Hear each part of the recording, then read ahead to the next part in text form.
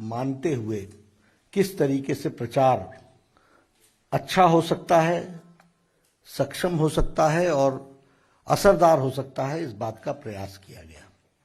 सबसे पहले तो मैं पांचों राज्यों के जनता को धन्यवाद देना चाहता हूं, जिन्होंने चुनाव को बहुत ही शांतिप्रिय ढंग से मुद्दों के आधार पर अपना वोट दिया है। और उस तरीके से हम ये कह सकते हैं कि चुनाव के मुद्दों को लेकर के फिर चाहे उत्तर प्रदेश हो, फिर चाहे वो मणिपुर हो, गोवा हो, उत्तराखंड हो, इन चारों राज्यों में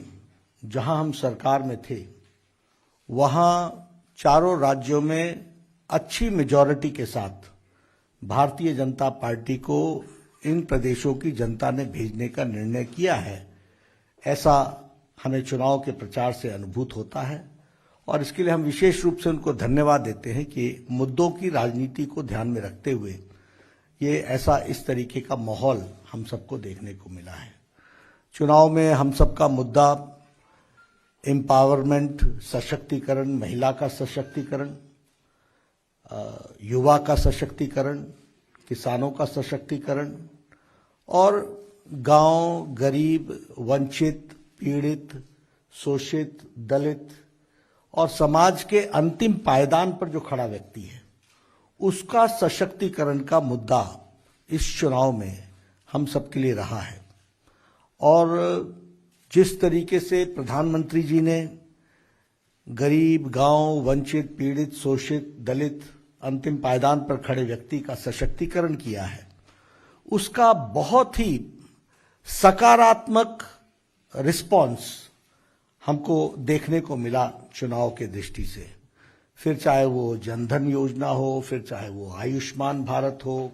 फिर चाहे वो प्रधानमंत्री गरीब कल्याण अन्न योजना हो, फिर चाहे वो प्रधानमंत्री किसान सम्मान निधि हो, फिर चाहे वो स्वच्छता अभियान हो, फिर चाहे वो उज्ज्वला हो, फिर चाहे वो सौभाग्य योजना हो, सभी योजनाएं गरीब को मुख्य धारा में लाने की दृष्टि से ये योजनाओं को आगे बढ़ाने का काम जो किया गया है, उसके प्रति बहुत ही सकारात्मक सभी राज्यों में हमको देखने को मिला। और इसको हम लोगों ने एक तरीके से चुनाव की दृष्टि से हमको एक बहुत ही एक पॉजिटिव दृष्टि से लोगों का सहयोग मिला है, जो वोट में ट्रांसफर हुआ है, ऐसा हम मानते हैं और इसके लिए भी हम जनता को धन्यवाद देना चाहते हैं। दूसरा विषय रहा चारों पांच राज्यों में, वो विकास का रहा। और विकास में एजुकेशनल इंस्टीट्यूशंस, कनेक्टिविटी, इसके साथ साथ हाईवेज, एयरपोर्ट्स, तो ये सब मिलाकर के अगर हम उत्तर प्रदेश की बात करें, आज 5 इंटरनेशनल एयरपोर्ट्स बने हैं। अगर हम बात करें इंस्टीट्यूशन की, उत्तर प्रदेश की बात करें, तो 10 universities, 78 degree colleges, 28 engineering colleges, 59 medical colleges और प्रैक्टिकली सभी स्टेट्स में all India Institute of Medical Sciences. Uttar Pradesh में 2, यहाँ उत्तराखंड में 1, उसी तरीके से सुपर स्पेशलिटी ब्लॉक गोवा में, और मणिपुर में हॉस्पिटल का सुपर स्पेशलिटी ब्लॉक का डेवलपमेंट इस तरीके से देखने को मिला। और अगर हम गोवा की बात करें तो संपूर्ण आत्मनिर्भर गोवा, संपूर्ण विकास के दृष्टि से इसका एक बहुत बड़ा महत्व रहा। 10 साल के अंदर जो वहाँ विकास हुआ, आज गोवा की तस्वीर बदली हुई है। कनेक्टिविटी की दृष्टि से देखें, over bridges, under bridges, flyovers, एक उसका एक बहुत बड़ा महत्व है। और स्वयं संपूर्ण गोवा जो विषय था, वो विषय भी बहुत अधिक रूप में वहाँ पर कारगर हुआ है। उत्तराखंड की बात करें तो 12,000 करोड़ रुपए खर्च करके 4 धाम की सड़क, ऑल वेदर रोड और टूरिज्म को डेवलप करना, प्रधानमंत्री मोदी जी का विशेष करके उत्तराखंड के प्रति अगला 10 साल उत्तराखंड का है, इसका अपील और लोगों का उसमें उसका रिस्पांस, और उसी तरीके से सौंदर्यीकरण का विषय, बाकी सारे विषय, और एम्प्लॉयमेंट की दृष्टि से भी जो एम्प्लॉयमेंट जनरेशन का काम हुआ है, उसका भी यूथ का अच्छा रिस्पांस आया है, ये हमको देखने को मिला है। तो हम ये महसूस करते हैं कि चारों राज्यों में भारतीय जनता पार्टी को अच्छी मेजॉरिटी के साथ लोग फिर से अपना आशीर्वाद दे रहे हैं। मणिपुर की बात करें तो Manipur was a state of blockades, Manipur was a state of insurgency, Manipur was a state of turmoil. वहां हमेशा ही बंद, ब्लॉकेड्स और इंसर्जेंसी का काम, तकलीफ का काम था। 5 साल में कोई ब्लॉकेड नहीं हुआ, डेवलपमेंट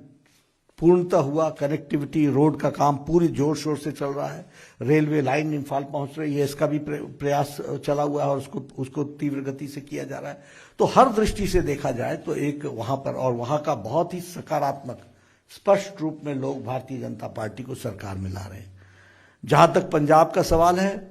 जैसा कि हम सब जानते हैं कि हमारा अमरिंदर सिंह जी और ढींगसा साहब के साथ समझौता होते हुए हम चुनाव में गए। पहली बार मौका हमें मिला कि 65+ सीटों पर भारतीय जनता पार्टी गई है और बहुत ही सकारात्मक हमको वहां पर रिस्पांस मिला है और हम वहां पर, जिसको कहते हैं मोर देन एक्सपेक्टेशन, हम अच्छा नतीजा वहां लाएंगे, इस प्रकार से हमको देखने को मिलता है। ये कुल मिलाकर के चीजें देखने में आई। पंजाब का जहां तक बात करें तो चाहे वो करतारपुर कॉरिडोर हो, मोदी जी के द्वारा उसको जो 1947 से नहीं किया गया था, उसी तरीके से अगर हम बात करें तो ये जीएसटी लंगर को फ्री करना गुरुद्वारे में, उसी तरीके से अगर हम बात करें तो FCRA का रजिस्ट्रेशन देना हरमंदिर साहब को, उसी तरीके से जो ब्लैक लिस्ट किए हुए गए लोग थे 314 लोग, उनको डिलिस्ट करना। तो बहुत बड़ा काम, ये जो सिख राइट्स में 1984 में जो हुआ था, उसको वापस उनको बुक करना और जेल में डालना, ये कोई नहीं कर सका, मोदी जी के द्वारा हुआ है और पंजाब में इसका बहुत पॉजिटिव रिस्पांस है, ये हमको देखने को मिला है। जब से कैंपेन शुरू हुआ तब से प्रधानमंत्री जी की सभी राज्यों में बड़ी संख्या में रैली होना, माननीय रक्षा मंत्री जी की रैली होना, माननीय गृह मंत्री जी की रैली होना, माननीय नितिन गडकरी जी की रैली होना, और पहले क्लोज डोर हुई, बाद में ओपन जनसभाएं हुई, और मैं आपको उसके आंकड़े आपको मिल जाएंगे कि किस किस ने कितनी रैलीज की हैं, लेकिन एक बड़ी संख्या में रैलीज हुई। मैंने खुद काफी रैलीज को एड्रेस किया और इसके साथ साथ सभी चारों स्टेट के चीफ मिनिस्टर्स और अन्य स्टेट के भी चीफ मिनिस्टर्स ने रैली की। तो स्टेट लेवल पर भी उसको काफी अच्छे ढंग से ऑर्गेनाइज तरीके से किया गया